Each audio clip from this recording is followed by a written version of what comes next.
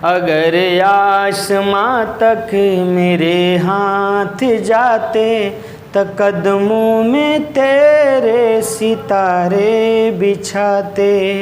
अगर आसमां तक मेरे हाथ जाते त कदमों में तेरे सितारे बिछाते।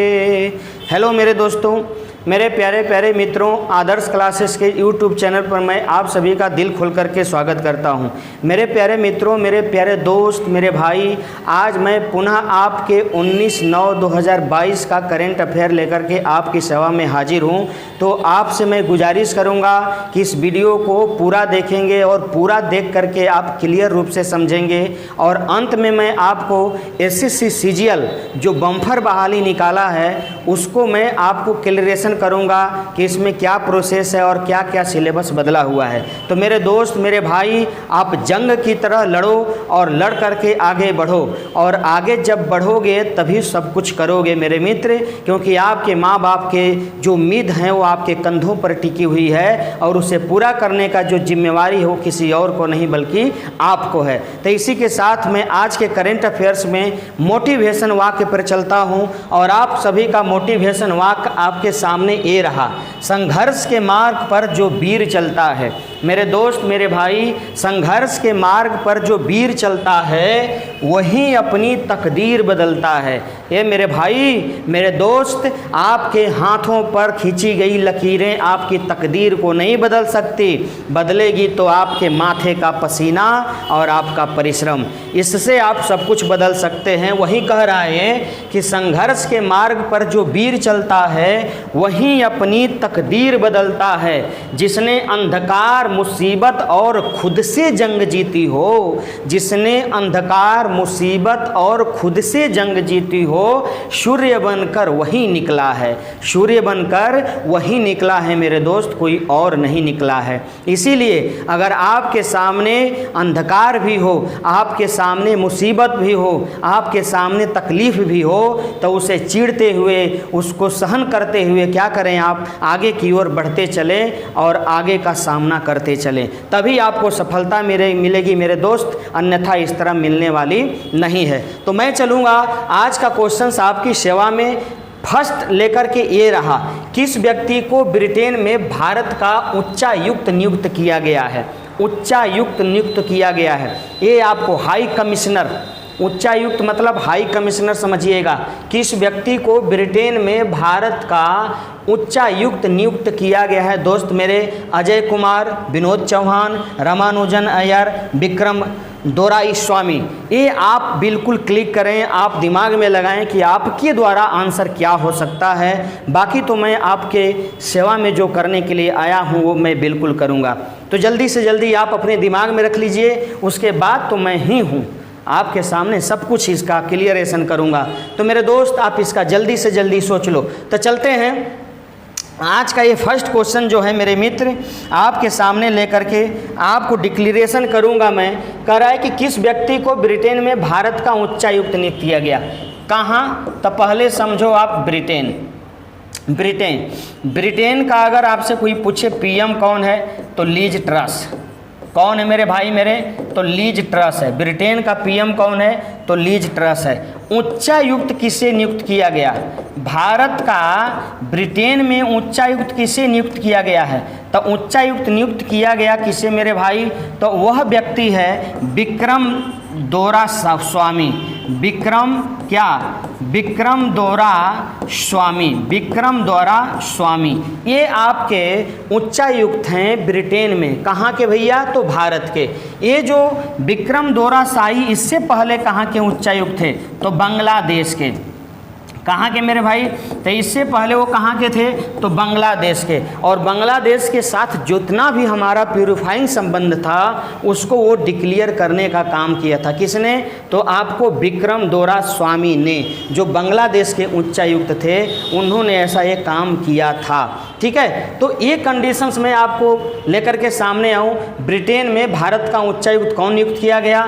तो उच्चायुक्त विक्रम दोरास्वामी हैं। बात हमारी समझ रहे हैं। इस ब्रिटेन के अंतर्गत सामने जो आने का काम होता है, एक यूके आता है और एक ग्रेट ब्रिटेन आता है। तो यूके आता है, यूके एक संस्था है, यूके एक देश का संस्था है, और उसमें कौन कौन आते हैं? तो यूके में आपको इंग्लैंड आता है, उसके बाद वेल्स आता है, उसके बाद वेल्स आता है, उसके बाद आपको ग्रेट ब्रिटेन आता है, स्कॉटलैंड आता है, उसके बाद आपको स्कॉटलैंड आता है, ठीक है, उसके बाद आपको रूस आता है। ये सारे के सारे जो देश हैं वो किस में आते हैं मेरे दोस्त मेरे भाई? तो वो आपको यूके में, यूनाइटेड किंगडम में आते हैं। किस में आते हैं? तो यूनाइटेड किंगडम में आते हैं, जो ब्रिटेन से संबंधित है। अगर आपसे पूछूं कि ग्रेट ब्रिटेन में कौन आते हैं, अगर आपसे मैं पूछूं ग्रेट ब्रिटेन में कौन आते हैं, तो ग्रेट ब्रिटेन में आता है मेरे दोस्त इंग्लैंड आता है, उसके बाद आपको वेल्स आता है, उसके बाद आपको स्कॉटलैंड आता है, ठीक है, सॉरी स्कॉटलैंड एंड रूस आता है, ये रूस आता है। ये आपको ग्रेट ब्रिटेन के अंतर्गत आने वाले देश होते हैं जो उसको मिल करके चलाते हैं। हमारा जो क्वेश्चन था जो मैंने आपके सामने लेकर आया वो आपको उच्चायुक्त के माध्यम से लेकर आया, और वह व्यक्ति कौन है? तो विक्रम दोरा स्वामी हैं, जो ब्रिटेन के उच्चायुक्त नियुक्त किए गए हैं। तो ये क्वेश्चंस का हमारा आंसर जो हुआ मेरे दोस्त वो आपका डी हो गया, ठीक है। अरे भाई मेरे दोस्त आप लड़ते रहो, वैकेंसी तो बहुत सारी आएगी, मैं डिटेल्स बताऊंगा। बड़ी खुशखबरी है एसएससी के द्वारा, बहुत बड़ी खुशखबरी आपके सामने हमारे सामने मिली है, ठीक है। आ जाइए क्वेश्चन नंबर 2 पे। कह रहा है कि भारत का पहला लिथियम सेल निर्माण किस शहर में शुरू किया गया है? भारत का पहला लिथियम सेल निर्माण किस शहर में शुरू किया गया है दोस्त मेरे?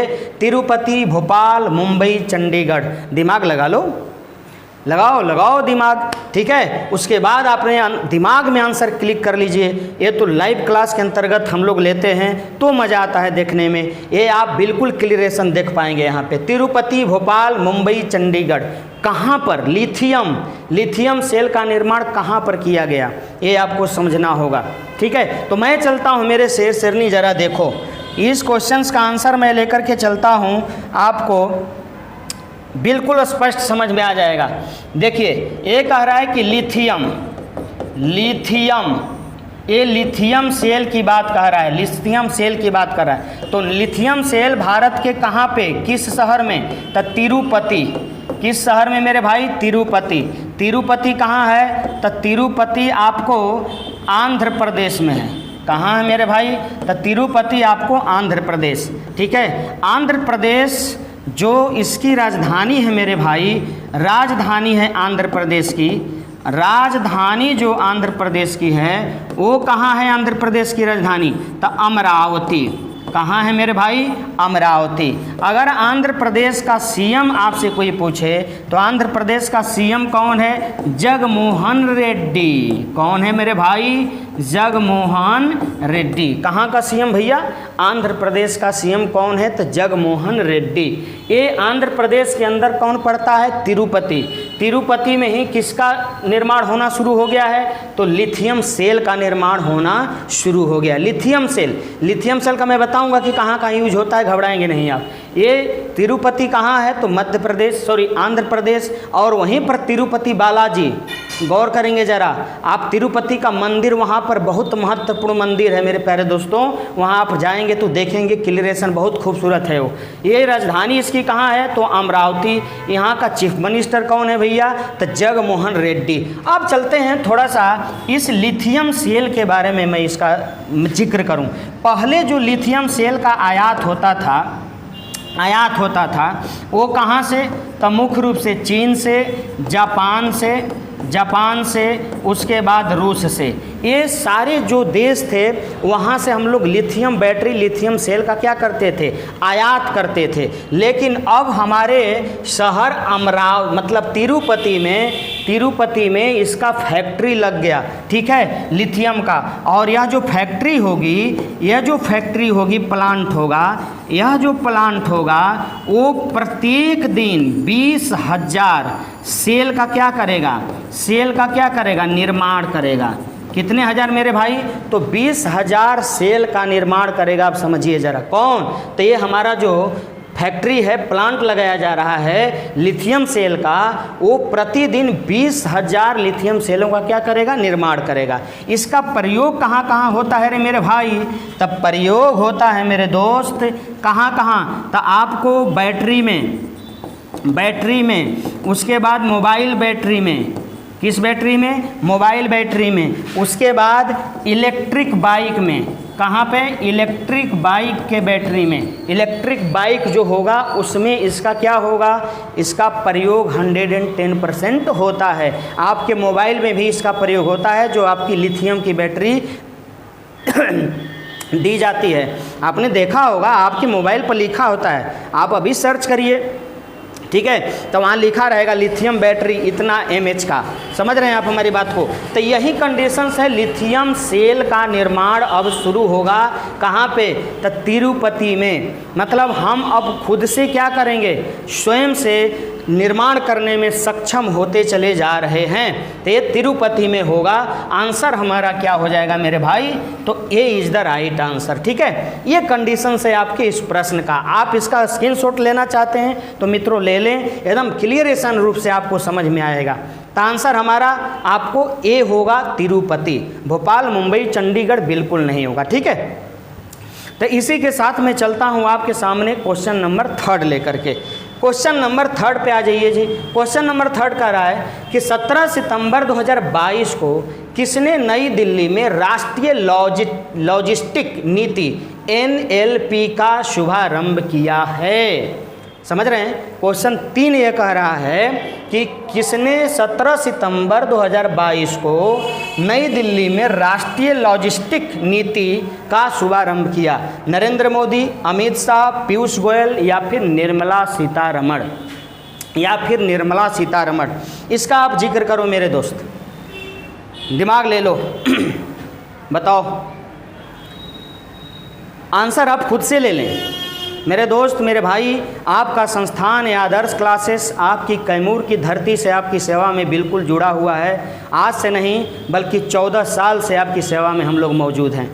इसीलिए आप हमारी सेवाओं को लें, बेहतर लें। आपको यह तय करना है कि हमारी सेवा कितनी बेहतर है और हम कहाँ पढ़ें, वो दिमाग में लगाते रहिए। तो चलो मेरे दोस्त, इसका मैं आंसर लेता हूँ, आपको डिटेल्स लेता हूँ, आप गौर करेंगे। 17 सितंबर कौन? 17 सितंबर 2022। स्थान कौन है भाई? तो स्थान मेरा भाई है न्यू दिल्ली। कहाँ है? न्यू दिल्ली में। स्थान कहाँ है मेरे दोस्त? न्यू दिल्ली में है। ये नीति कौन है? तो नीति कौन है भैया? तो राष्ट्रीय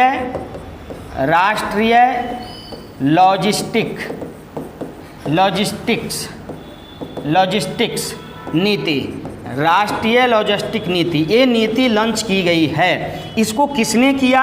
तो इसको किसने किया भैया? तो इसको किया नरेंद्र मोदी ने। किसने किया? नरेंद्र मोदी, जो देश के क्या हैं? प्रधानमंत्री हैं। गौर करेंगे ज़रा, इस नीति को किसने लागू किया? तो नरेंद्र मोदी ने, मतलब हमारे देश के प्रधानमंत्री ने। राष्ट्रीय लॉजिस्टिक नीति। अब ये राष्ट्रीय लॉजिस्टिक नीति का उद्देश्य क्या है? इसका मेरे दोस्त उद्देश्य क्या है? तो इसका उद्देश्य है परिवहन माल ढुलाई की कीमत जो होगी, मतलब दर होगी, वो क्या? कम करना। इसका कीमत क्या होना? कम करना। कहने का मतलब कि जो हम माल ढुलाई करते हैं विदेशों से, अन्य जगहों से, अब उसका परिवहन दर के अंतर्गत जो माल ढुलाई है, ढोने वाली चीज़ें हैं, अब उसका कीमत क्या होगा? बिल्कुल कम लगेगा। उस पर टैक्स बिल्कुल क्या होंगे? कम लगाए जाएंगे। वो भी कितना %? लगभग 25 से 30% इसको कम किया जाएगा। तब मोदी जी ने इसको क्या किया जी? तो लॉन्च किया राष्ट्रीय लॉजिस्टिक नीति के अंतर्गत। ठीक है, इसका कौन सा मंत्रालय थ्रू करता है? तो वाणिज्य मंत्रालय। अगर आपसे कोई पूछे कि ये जो नीति है इसको कौन लागू करता है, कौन इसको फोकस करता है, तो आपको वाणिज्य मंत्रालय, फाइनेंशियल मिनिस्ट्रियालय, ठीक है, वो आपको इसको क्या करता है, लॉन्च करता है, उसको निर्मित करता है या फिर उसको सेशन में डालता है। और हमारे देश की जो विदेश मंत्री हैं खास तौर से, वो कौन है भैया, तो निर्मला सीतारमण। और ये 2022 के अंदर जो बजट हुआ था, 2022 के अंदर बजट जो हुआ था, उसी में निर्मला सीतारमण ने, किसने, निर्मला सीतारमण ने क्या किया था, इसको लागू किया था हमारे 2022 के बजट में। बात हमारी समझ रहे हैं। तो ये हमारा है राष्ट्रीय लॉजिस्टिक नीति, ठीक है। इसको किसने किया, नई दिल्ली के अंदर 17 सितंबर 2022 को, तो भैया नरेंद्र मोदी ने किया, लॉन्च किया, इसको शुभारंभ किया।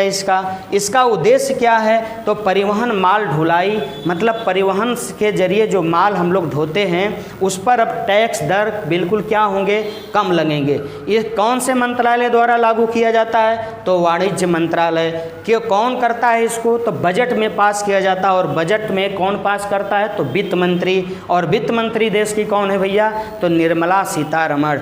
और 17 सितंबर को एक चीज़ आप याद रखेंगे मेरे दोस्त, 17 सितंबर को क्या है, तो मोदी का बर्थडे है, मोदी का क्या है, तो जन्मदिन है, जन्मदिन है, मोदी का जन्मदिन है 17 सितंबर को, समझ रहे हैं।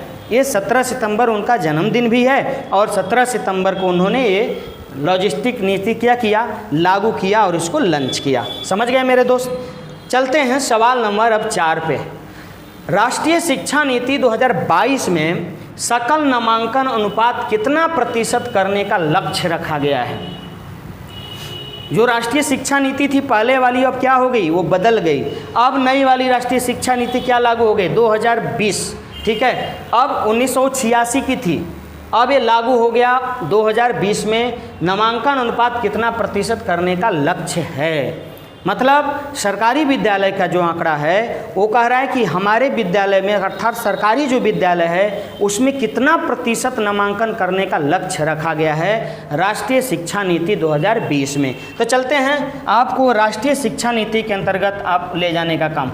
राष्ट्रीय शिक्षा नीति मेरे दोस्त, मेरे भाई, आप गौर करेंगे ज़रा, ये ख्याल रखेंगे। देखिए, ये है राष्ट्रीय शिक्षा नीति, राष्ट्रीय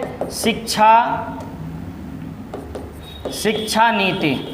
वाह भाई, राष्ट्रीय शिक्षा नीति, ये कंडीशन से राष्ट्रीय शिक्षा नीति का कब लागू होता है, तो 2020 में। कब लागू होता है, 2020 में। और 2030 तक इसका उद्देश्य है, किसका, राष्ट्रीय शिक्षा नीति का उद्देश्य है कि 2030 तक 100% सकल क्या हो जाए, नामांकन हो जाए। क्या हो जाए मेरे भाई, तो नामांकन हो जाए। कितना प्रतिशत, तो 100%, मतलब 100%। आप जरा सोचो आंसर क्या हो जाएगा मेरे दोस्त, तो A is the right answer हमारा हो जाएगा। 100% बिल्कुल इसको लागू करना है। कब तक, कब तक इसका योजना है, तो 2030 तक 100% विद्यालयों में नामांकन का लक्ष्य रखा गया है। किस नीति में, तो राष्ट्रीय शिक्षा नीति 2020 में। राष्ट्रीय शिक्षा नीति को लागू किसने किया, तो इसको लागू किया मेरे भाई कस्तूरी रंगन समिति ने। कस्तूरी रंगन समिति ने इसको क्या किया, इसको लागू किया कस्तूरी रंगन समिति ने, ठीक है। इस पर खर्च कितनी राशि होगी, तो इस पर अगर राशि खर्च की बात आ जाए तब पूरे जीडीपी का कितना प्रतिशत भाई मेरे, तो 6% राशि आपको शिक्षा पर, अर्थात राष्ट्रीय शिक्षा नीति पर यह राशि खर्च की जाएगी। राष्ट्रीय शिक्षा नीति का जो मॉडल है 2020 का जो मॉडल है मेरे भाई, वो जो मॉडल है वो क्या है, तो वह मॉडल है 5-3-3+4। ये मॉडल तैयार किया गया है 5-3-3-4, ठीक है। तो ये 5 में क्या होगा मेरे भाई, तो 5 में यही होगा कि जो हमारे बच्चे होंगे, जो हमारे बच्चा होगा, ठीक है, वह बच्चा 3 साल तक कहाँ पढ़ेगा, तो आंगनबाड़ी में। 3 साल तक क्या करेगा, आंगनबाड़ी में पढ़ेगा। 3 साल तक आंगनबाड़ी में पढ़ेगा, ये दिमाग में रख लीजिएगा। और उसके बाद 2 साल कहाँ पढ़ेगा, तो 2 साल पढ़ेगा 1 और 2। कौन सा क्लास, कौन सी कक्षा में 2 साल पढ़ेगा, तो 1 तथा 2 कक्षा में। ठीक है मेरे दोस्त, मेरे भाई, 1 कक्षा और 2 कक्षा, 2 साल। और 3 साल कहाँ पढ़ेगा, तो वो आंगनबाड़ी में पढ़ेगा। 3 का अर्थ क्या है, ये 5 का अर्थ आपके सामने हो गया। ठीक है, अगर आपसे कोई पूछे कि 3 का अर्थ क्या है, तो 3 का अर्थ मेरे बच्चे, मेरे दोस्त, मेरे भाई, अब वो 3 में कक्षा किस में जाएगा, किस में जाएगा, तो कक्षा 3 और 4 में, 3 तथा 4 में जाएगा। वो कक्षा 3 तथा 4 में जाएगा। फिर 3 होता है तो वो कक्षा 4 के बाद 5 और 6, ठीक है, वहाँ कंडीशंस में जाएगा, 6 में। और उसके बाद जो चौथा होगा आपको 7, 8, 9, 10, 11, 12, वहाँ तक वो क्या करेगा, बिल्कुल क्लियरेशन ढंग से पढ़ने का काम करेगा, जो नई शिक्षा नीति में क्या किया गया है, आपको लागू की गई है। नई शिक्षा नीति 3 नहीं, 3, अगर ये 3 आएगा तो 1, 2, 3, यहाँ 3 हो जाएगा मेरे दोस्त, 3। और ये 3 आएगा तो फिर 4, 5, 6, ये 6 तक, 3, 4 से लेके 6 तक यहाँ रहेगा। ठीक है, अब फिर 4 आ जाएगा तो 4 गिन लीजिए, 7, 8, 9, 10, 11, 12, इसमें शामिल हो जाएंगे 4 क्लास तक। ठीक है, चौथे पे आ जाएगा। तो ये राष्ट्रीय शिक्षा नीति 2020 का मॉडल तैयार किया गया है। ठीक है, लेकिन ये जो कंडीशंस हुआ कि 2030 तक कितने % रखना है, तो 100% नामांकन को क्लियरेशन कर देना है राष्ट्रीय शिक्षा नीति पर 2020 जो लागू किया गया है। ठीक है, तो आंसर हमारा क्या हो गया मेरे मित्र, तो हमारा आंसर हो गया आपको 100%। चलिए सवाल नंबर अब आपको 5 लेकर चलता हूँ। सितंबर 2022 में किस भारतीय को फ्रांस के सर्वोच्च नागरिक पुरस्कार Knight of the Legion of Honour से सम्मानित किया गया है? ठीक है, किस व्यक्ति को, भारतीय को 2022 में फ्रांस का सबसे सर्वोच्च पुरस्कार क्या है मेरे भाई, तो आपको सबसे सर्वोच्च पुरस्कार आपको यह दिखता है मेरे भाई, the Legion of Honour, the Legion of Honour, Knight of the Legion of Honour. ठीक है, ये सम्मान दिया गया है, किस भारतीय को दिया गया, तो वो आप दिमाग जरा लगा लो, कौन सा भारतीय है, चलिए बताइए। चलिए मैं लेकर चलता हूं मेरे दोस्त, मेरे भाई। अब देखिए जरा, Knight of the Legion of Honour, Legion of Honour, ये कहाँ का सर्वोच्च पुरस्कार है भैया, तो फ्रांस का पुरस्कार है। कहाँ का पुरस्कार, फ्रांस का पुरस्कार है। और यह फ्रांस का पुरस्कार 2022 में किस भारतीय को दिया गया, कौन सा भारतीय को दिया गया, कौन सा भारतीय है भाई, तो वो भारतीय हैं डॉक्टर स्वाति पीरामल, डॉक्टर स्वाति पीरामल। ये आपको आंसर होगा, सी इज़ द राइट आंसर।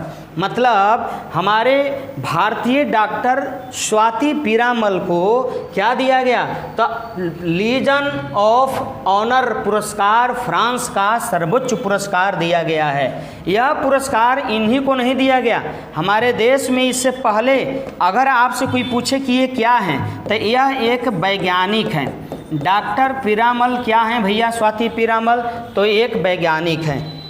बात हमारी समझ रहे हैं मेरे दोस्तों। अगर आपसे कोई पूछे कि इससे पहले किस भारतीय को दिया गया है, तो इससे पहले यह पुरस्कार जो दिया गया शशि थरूर को, शशि थरूर को, ये कांग्रेस के नेता हैं। किसके नेता हैं भैया, तो कांग्रेस के नेता हैं शशि थरूर। उनको दिया गया कौन सा, लीजन ऑफ ऑनर पुरस्कार, जो फ्रांस का सर्वोच्च पुरस्कार है। इससे पहले अगर आपसे फिर पूछे तो किसको दिया गया, तो लता मंगेशकर, लता मंगेशकर को दिया गया। कौन, लता दी स्वर कोकिला, लता मंगेशकर को दिया गया कौन सा पुरस्कार, तो लीजन ऑफ ऑनर से सम्मानित किया गया लता मंगेशकर को। लता मंगेशकर को भारत का सर्वोच्च पुरस्कार भारत रत्न भी दिया गया है।